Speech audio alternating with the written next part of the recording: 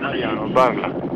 Ai primi di giugno del 1947, Sì, Guglielmo De Caxici, Sì. assieme al nipote, sì, è andato dove è successo l'eccidio sì, a parlare col proprietario, il quale gli vendette quel poco terreno per eleggere il cippo che attualmente c'è.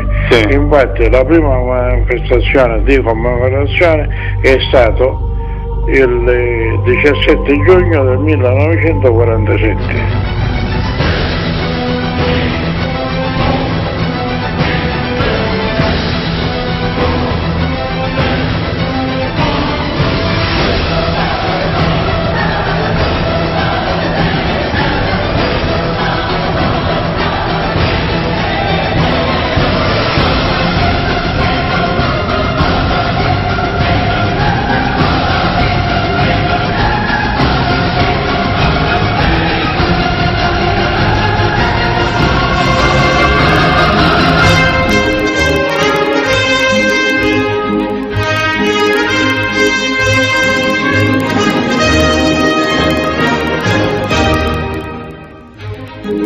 Suoni la tromba intrepida, io pugnerò la morte, nell'altra corda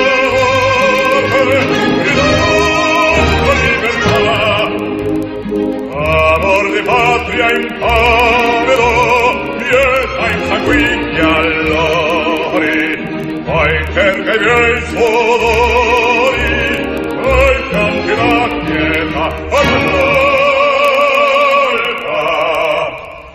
e la fraterna